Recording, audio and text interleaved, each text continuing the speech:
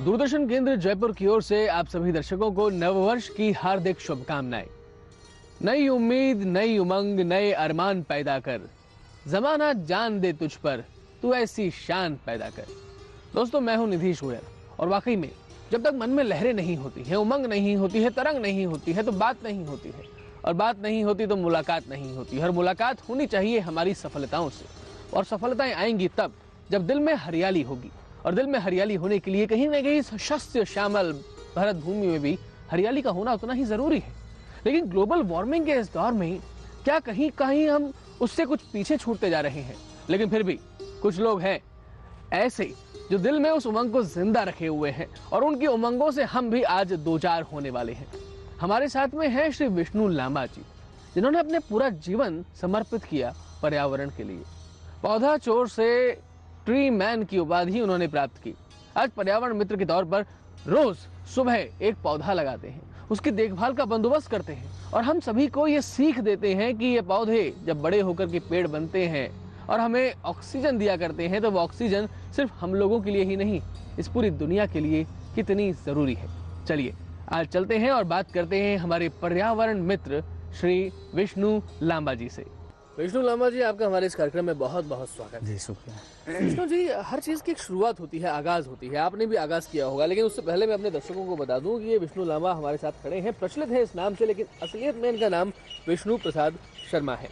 लांबा जी, ये जो आपके गांव का नाम है लांबा, अगर मैं सही हूँ मैं? जी। तो उस गांव से आपने शुरुआत की होगी, एक आगाज किया होगा कि मैं ये करना चाहता हूँ, पर्यावरण मित्र बनना चाहता हूँ। कि ये सब चीजें शुरू से ही आपको पता थी या धीरे धीरे चीजें आगे बढ़ती गई? आइए। सबसे पहले तो अंग्रेजी नववर्ष की दूरदर्शन और दूरदर्शन के सभी पाठकों को मेरी शुभकामनाएं।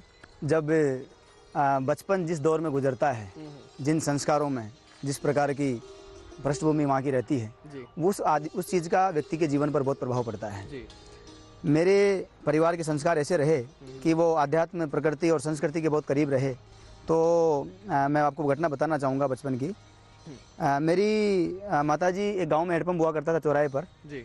तो माताजी सर पे मटका लेकर के पानी लेने जा रही थी। अच्छा। तो मैं तो छोटा ही था उस समय, बहुत ज़्यादा कम उम्र थी उस समय। जब माँ के साथ मैं भी गया, तो वहाँ पर जब हैंडपंप पे वो पानी भरने के लिए अन्य महिलाएं भर रही थी, अपनी कतार में खड़ी थी, तो वहाँ रेवड़ी रखी होती है जिसमें गोबर वगैरह गायों का, जानवरों का डाला जाता है। ठीक है। उसमें एक आम की गुठली और उसमें से कौपल निकलता हुआ पौधा उगता हुआ नजर आया। सुंदर। बहुत प्यारा, इतना प्यारा, ऐसा लगा कि इससे कोई रिश्ता है पुराना कोई पिछले जन्म का कुछ ताल्लुकात रहे हैं। ठीक बात है। उसके बाद में मैंने उसकी तरफ बहुत प्यार से देख रहा था, तो माँ बच्चे की भावनाएं समझ जाती है। तो माँ ने कहा कि तुझे चाहिए? मैंने कहा हाँ। तो माँ ने मटका रखा अपना, वो लेके अपने उसमें रखी, और ला करके हम दोनों माँ बेटों ने पहला पौधा वो घर पे लगाया। ये आपके जीवन का पहला पौधा है? पहला पौधा, और पर्यावरण का संस्कार जो दिया वो माँ ने दिया। बहुत सुंदर, बहुत सुंदर। तो ये जो आपकी घर से एक तरीके से शुरुआत हुई, आपके गांव से शुरुआत हुई, ये शुरुआत किस तरीके से आगे बढ़ रही है? क्या जीवन में इस तरह की घटनाएं होती गई? और आप, ये उम्र क्या रही होगी वैसे उस वक्त आपकी? उम्र तो मुझे ये ध्यान है इतना तो कि मेरे तन पर कपड़े नहीं थे तो आप अंदाजा लगा सकते हैं कि कम उम्र क्या रही होगी। लेकिन वो जो मैंने कहा ना, बचपन में जो संस्कार, उस उम्र में बच्चा भी एक पौधा होता है। उस पौधे को, मैं इस पौधे को जैसा चाहूँ वैसा बना सकता हूँ।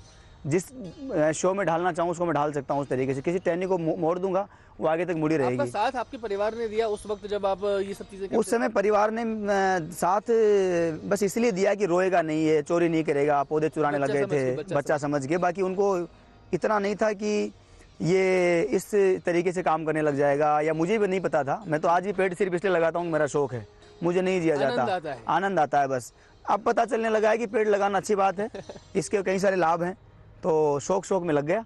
विष्णु जी, जो चोरने वाली बात है वैसे ये नेगेटिव सेंस में जाती है, लेकिन हमारे यहाँ भगवान श्री कृष्ण माखन चुराया करते थे, और आप उन्हीं का एक पर्यायवाची हैं विष्णु, जो नाम आपका रखा गया है आपके माता पिता के द्वारा। आपने ये पौधा चोर की संज्ञा आपको कहाँ से मिली, क्यों कहा गया? ये सारे गाँव ने दी, घर वालों ने दी, पूरी पंचायत ने दी, आसपास के गाँवों ने दी, और अब देश और दुनिया देने लग गई। तो अभी भी पौधा चोर के नाम से आपको जानते हैं लोग? कई बार मंचों पर, नहीं गाँव में तो सुनता ही हूँ, लेकिन मंचों पर कई बार लोग अब सम्मान से बोलते हैं उस शब्द को। हाँ, जैसे भगवान कृष्ण को लोगों ने माखन चोर कहा, हालांकि वो तो सब कुछ थे। ठीक है। तो जब वो पहला पेड़ माँ के साथ लगाया तो उसके बाद में उसको तो लगाने के बाद ऐसा गांव में सुनने को मिला कि आज फलान जी ने इतने पेड़ लगाए हैं, वो इस वैरायटी के पौधे लाए हैं, ये आज आम्रपाली आम लाए हैं, कलमी आम लाए हैं, बिजोरा नींबू लाए हैं। जी। तो मेरे लिए नए शब्द थे ना कि ऐसे पेड़ होते हैं क्या। नींबू तो सुना लेकिन ये बिजोरा नींबू नहीं सुना, कागजी नींबू नहीं सुना। जी। तो उसके यहाँ जाते और चुपचाप पौधे चुरा लाते। तो शौक बढ़ता गया। माँ पीटती रही, कुछ दिनों बर्दाश्त किया। फिर जब हदें ज़्यादा गुजर गई, कोई पेड़ लगाता और उसके पौधे में चुरा लाता, फिर वो शिकायतें करता कि ताऊ मतलब आपका बच्चा ये ऐसे काम पौधे चुरा लाया। थोड़ा सा तो गांव में हर आदमी कहीं भी जाके खड़ा होता तो पौधा चोरा गयो। इसके सामने बात मत करो कि पेड़ कहाँ लगाने हैं, इसको पता चल जाएगा तो पेड़ बचेंगे नहीं। तो फिर वो लोगों ने तय किया कि भाई इसको 2 पौधे 10 पौधे लाओ, तो 2 पौधे दे दो, बच्चे को थोड़ा सा एक आराम दे दो कि उसको दिक्कत नहीं है। वो कुछ भी आप शब्द उसको ले सकते हैं। विष्णु जी, इससे थोड़ा सा और आगे बढ़ते हैं। ये तो गांव की बात हुई, गांव से आपकी शुरुआत हुई, आप आगे बढ़े जी। क्या देखते हैं आज की आवश्यकता क्या है ग्लोबल वार्मिंग के इस दौर में जो आप काम कर रहे हैं, उसको युवाओं से क्या हम लोग जुड़ पाए हैं, या आप अकेले ही चलते जा रहे हैं? काफिला बना या नहीं बना? आइए। जो काफिला बचपन में बना था जी, छोटा छोटा, जो पौधे चुराने मेरे साथ जाते थे, वो जो टीम थी वो तो अपने अपने क्षेत्रों में लग गए, अपने कामों में जी। इस धुन के धनी हम रहे, ये परमात्मा की करुणा है। बाकी आज जब समाज ने थोड़ा कोई स्थान दिया है तो वो अब बात मानने लगे हैं। तब जो पौधा चोर बोलते थे, आज वो लोग बात मानते हैं, सुनते हैं, लगाते हैं आपको। अब तो सब दूर देश और दुनिया ही। बाकी क्या है कि गांव में एक मैंने परिवर्तन जो देखा, वो ये परिवर्तन देखा कि जो लोग पौधा चोर बोलते थे, आज वो पौधा बचाने के लिए कुछ भी कर सकते हैं, बढ़ते हैं। वो पेड़ लगाने की बात करते हैं, पेड़ बचाने की बात करते हैं। राजस्थान का पहला गांव पर्यावरणीय दृष्टि से जो आदर्श ग्राम बना रहे हैं, कंक्रीट का जंगल हम खड़ा नहीं कर रहे, पर्यावरण दृष्टि से जो आदर्श ग्राम बनेगा वो लांबा गांव बनेगा। ये मेरा सपना था, बड़ा मन शुरू से इच्छा थी और इस बार ये पूरा होने जा रहा है। जो राजस्थान के वन मंत्री रेणुवा जी, भी राजकुमार रेणुवा साहब वहाँ जाने वाले हैं, घोषणा करने वाले हैं। इस तरीके की चीजें शुरू हो गई। गांव में बच्चे ने तय कर लिया, महिलाओं ने तय कर लिया।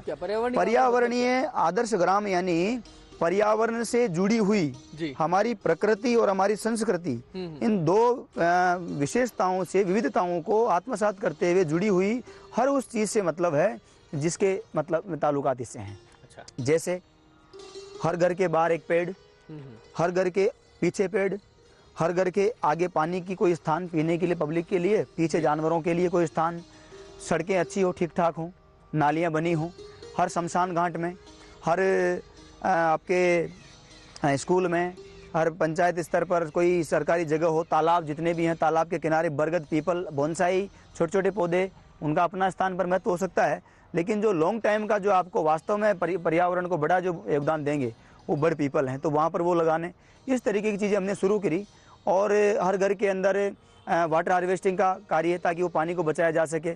हर घर में हम कोई आध्यात्म से लोगों को जोड़ करके भाई तुलसी का पेड़ लगाओ, आंवले की पूजा करो, आंवला नवमी का हमारे यहाँ विधान है, हमारे यहाँ पर अन्य खेजड़ी का विधान है। आंवला की पूजा करने वाली मत्स्य पुराण में बताया गया है कि वो बांझ नहीं रहती स्त्री उससे। खेजड़ी की पूजा हमारे यहाँ पर राजस्थान का रेगिस्तान का कल्प वृक्ष कहा गया है खेजड़ी, और हमारा राज्य वृक्ष भी है।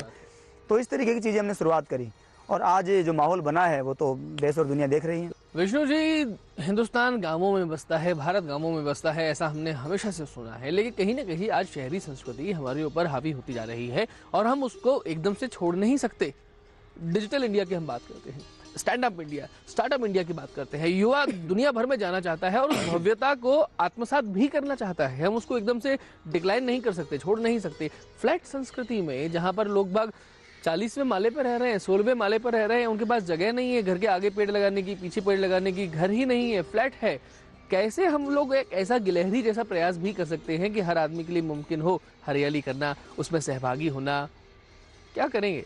मेरा निवेदन ये है इस मामले में जी, हमने प्रयास किए जहाँ भी ये जो फ्लैट बनाए जा रहे हैं उस बिल्डर से हमने एक बात करी।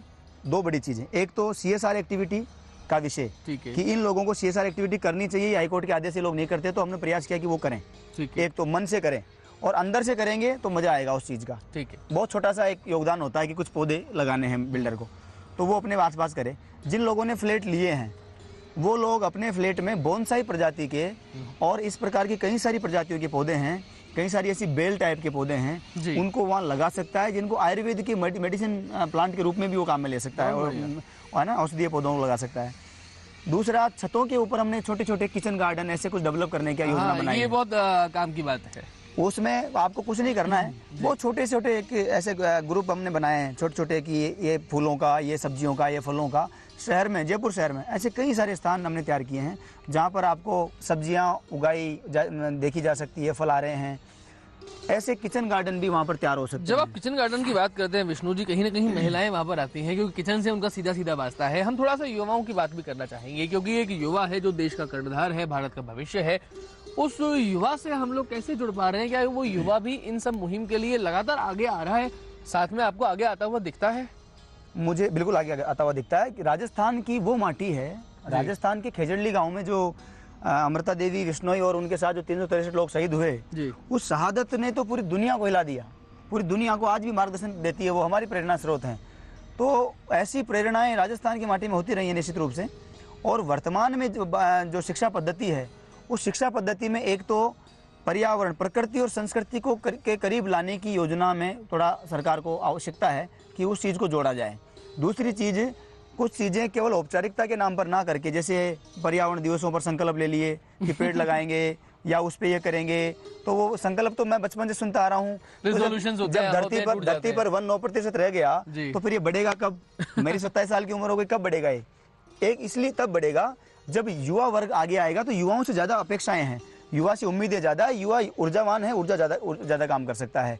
बाकी सभी की जिम्मेदारी है। मेरा निवेदन है, और विशेष रूप से आपके दूरदर्शन के माध्यम से, हर व्यक्ति अपने जीवन में अगर 5 पेड़ लगाता है जी, हर व्यक्ति अगर अपने जीवन में 5 पेड़ लगाता है, अपने फर्नीचर के लिए, ईंधन के लिए और मौत पर जलने के लिए, 2 पौधे परोपकार के लिए, 5 पौधे जो व्यक्ति लगाता है, वो उसके बाद फिर मैं आपको दावे के साथ कह सकता हूँ, देश नहीं बल्कि दुनिया का हर इंसान जिस दिन 5 पेड़ लगा लेगा, उस दिन वन विभाग नाम की चीज खत्म हो जाएगी सरकारी सिस्टम से। बहुत ही सुंदर जरूरत बात नहीं है, रहेगी। बिल्कुल बहुत सुंदर। आदमी अपनी जिम्मेदारियां पूरी नहीं कर रहा है, प्रकृति बचनी चाहिए। मैं भाषण दे रहा हूँ और मैंने पेड़ कभी लगाया ही नहीं। मैं डिस्पोजल का यूज कर रहा हूँ, मैं मिट्टी का सकोरा क्यों नहीं यूज कर सकता?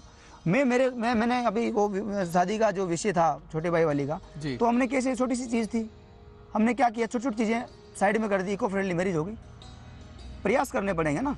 आपके दादाजी की पुण्यतिथि है, उनकी स्मृति है, किसी और की है, किसी महापुरुष का आप जन्मदिन मना रहे हैं, केक काट रहे हैं, ये कर रहे हैं, सामान ला रहे हैं बच्चे, तो माँ बाप संस्कार दे बच्चों को, जैसे मेरी माँ ने मुझे दिया है।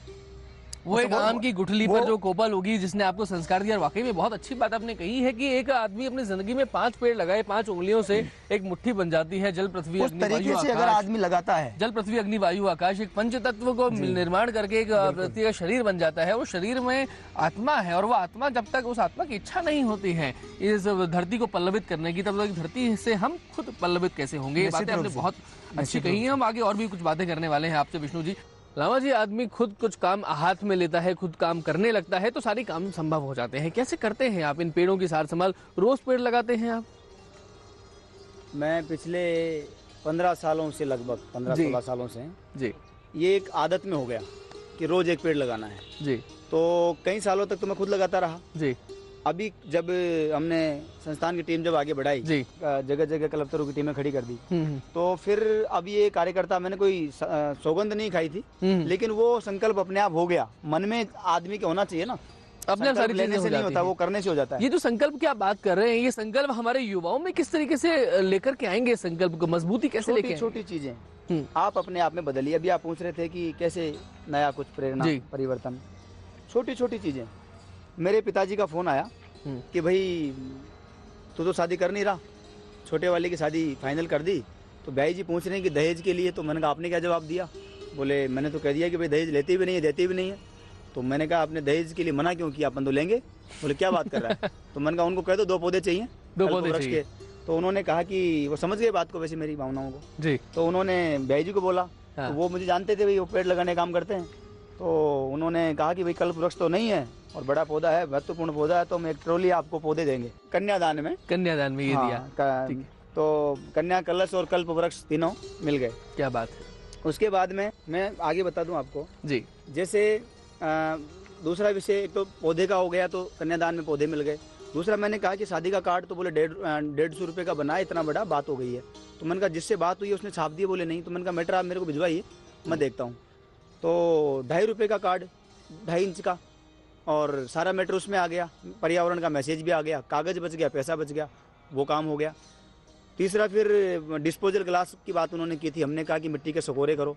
डिस्पोजल प्लेट की बात उन्होंने करी, तो हमने कहा पेड़ खूब हैं गांव में, बरगद के पत्तल बनवाओ मेहमानों सबसे, और पेड़ के पत्तों पर खाना खिलाओ सबको।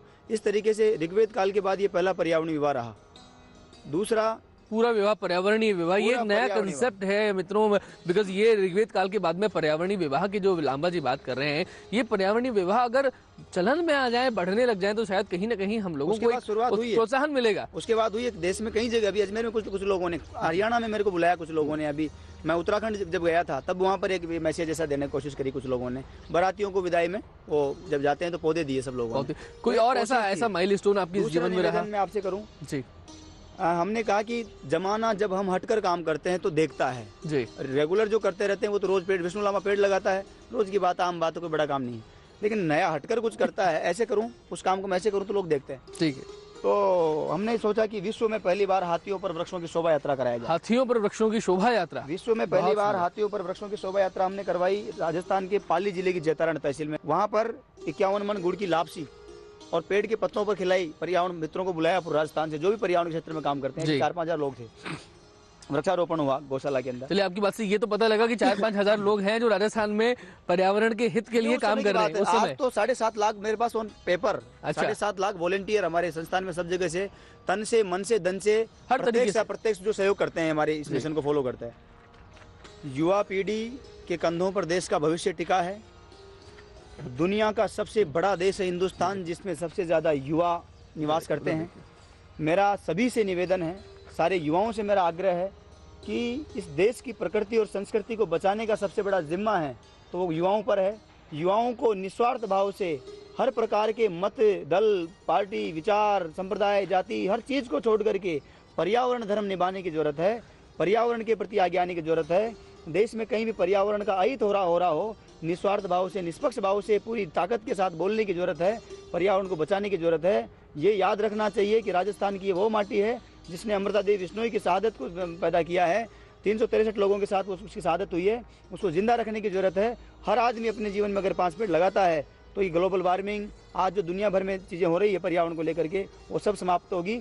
और नए साल पर हम एक नया संकल्प लें कि हर व्यक्ति अपने जीवन में 5 पेड़ लगाएगा और इस प्रकृति को, इस धरती को, इस दुनिया को संतुलित रखने के लिए, श्रृंगारित रखने के लिए, सभ्य रखने के लिए और सस्य श्यामला को बरकरार रखने के लिए अपनी आहुति देगा। ऐसी अपेक्षा आप सभी लोगों से है। पर्यावरण को बचाएं, दुनिया को बचाएं, धरती को बचाएं, यही मेरी शुभकामनाएं। पुनः भारतीय अंग्रेजी नववर्ष की आप सबको मंगल कामनाएं। आप नए वर्ष में कुछ नया कीर्तिमान स्थापित करें, इन्हीं शुभकामनाओं के साथ। धन्यवाद। मित्रों, रिजोल्यूशंस बनते हैं, टूट जाते हैं, बिखर जाते हैं, लेकिन जो बिखर गया वो मनुष्य ही क्या, मनुष्य तो वही है जो समेट कर ले आता है। तो संतुलन करें, श्रृंगारित करें प्रकृति को, साथ साथ में हम भी सभ्य बन जाएं, क्योंकि यही संतुलन ही तो है। कोई मानव की प्रकृति है, कोई किसी बीमार आदमी की प्रकृति है, कोई हमारे एक संतुलित आदमी की प्रकृति है। सब कुछ प्रकृति में निर्भर है। उस प्रकृति के निर्भरता के लिए 5 पेड़ जो विष्णु जी ने हमें बात बताई है, कोई ज़रूरी नहीं कि हर जन्मदिन पर एक पेड़ लगाएं, लेकिन क्या हम कर सकते हैं उन 5 पेड़ों की बात आगे करेंगे। अमीर काजरी ने एक बात कही थी कि बात निकली है तो दूर तलक जाएगी। हम बात करते रहें, क्योंकि बात करते रहेंगे तो बात बन जाएगी। तो ये बात बनेगी, प्रकृति से हमारी मुलाकात होगी। ऐसी मुलाकातें और भी होती रहेंगी। हमारे साथ मुलाकात करने के लिए विष्णु जी आपका बहुत बहुत धन्यवाद। नमस्कार।